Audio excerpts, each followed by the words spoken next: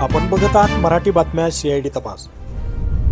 दिवाळीपूर्वी केंद्रीय कर्मचाऱ्यांसाठी 3% महागाई भत्ता वाढण्याची घोषणा होण्याची अपेक्षा आहे। यामुळे 1,02,00,000 अधिकारी कर्मचाऱ्यांना पेन्शनधारकांना दिलासा मिळेल। आता GST दरामध्ये सुधारणा केल्यानंतर सणासुदीच्या हंगामी केंद्र सरकार आपल्या कर्मचाऱ्यांसाठी गुड न्यूज देण्याची शक्यता आहे। लवकरच केंद्रीय कर्मचाऱ्याचा महागाई भत्ता DA वाढणार असल्याचे म्हटले आहे। 8व्या वेतन आयोगाची वाट पाहणाऱ्या कर्मचाऱ्यांसाठी आणि पेन्शनधारकांसाठी सरकार दिवाळीपूर्वीच महागाई भत्त्यात वाढ करण्याची घोषणा करू शकते। या निर्णयामुळे देशातील 1,02,00,000 अधिक केंद्रीय कर्मचारी व पेन्शनधारकांना मोठा दिलासा मिळाला आहे। दसरा आणि दिवाळीपूर्वी त्यांच्या उत्पन्नात वाढ होण्याचा त्याचा पूर्णपणे फायदा मिळण्याची शक्यता आहे।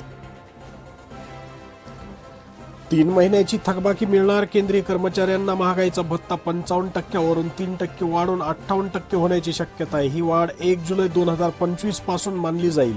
त्यामुळे केंद्रीय कर्मचारी आणि पेन्शनधारकांना ऑक्टोबरच्या पगारात किंवा पेन्शनमध्ये जुलै, ऑगस्ट, सप्टेंबर या 3 महिन्याची थकबाकी एरियर देखील मिळून येणार आहे।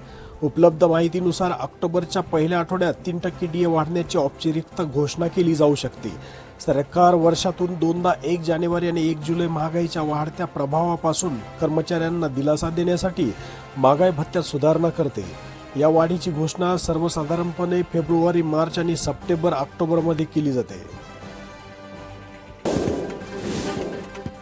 मराठा आरक्षणाच्या नावाखाली OBCचे हक्क हिरावले जात असल्याचा लक्ष्मण हाकेंचा आरोप।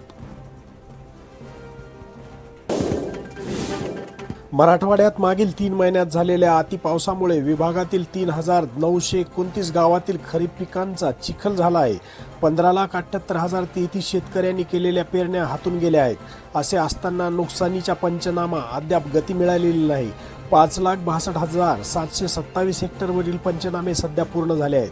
7,00,000 हेक्टरवरील पिकाचे पंचनामे अजून बाकी आहेत। 12,46,249 हेक्टरवरील खरीप हंगामातील पिके अतिवृष्टीमुळे संपुष्टात आल्याचे विभागीय प्रशासनाच्या प्राथमिक अहवालातून नमूद केले आहे। नांदेड जिल्ह्यात सर्वाधिक नुकसान झाले। लातूर दुसऱ्या क्रमांकावर आहे, हिंगोली तिसऱ्या क्रमांकावर आणि धाराशिव नुकसानीत 4थ्या क्रमांकावर आहे। पावणे 3,00,000 हेक्टरवरील पिके उद्ध्वस्त। नुकसानीचे पंचनामे प्रशासनाने हाती घेतले असून त्यासाठी थोडा उशीर होण्याची शक्यता आहे। सध्या स्थितीत केवळ 1,658 हेक्टरवरील पंचनामे पूर्ण झाले असून येत्या काळात वेगाने पंचनामे करण्याचे नियोजन प्रशासनाने केले आहे। रेशन दुकानांमधून दरमहा स्वस्त धान्य घेणाऱ्या जिल्ह्यातील 2,87,355 लाभार्थ्यांना स्वस्त धान्यास मुकावे लागण्याची शक्यता आहे। शासनाने KYC बंधनकारक करीत वारंवार मुदतवाढ देऊनही या लाभार्थ्यांनी त्यांच्याकडे दुर्लक्ष केले आहे। रेशन दुकानात जाऊन लवकर KYC न केल्यास त्यांचा धान्य पुरवठा रोखला जाईल।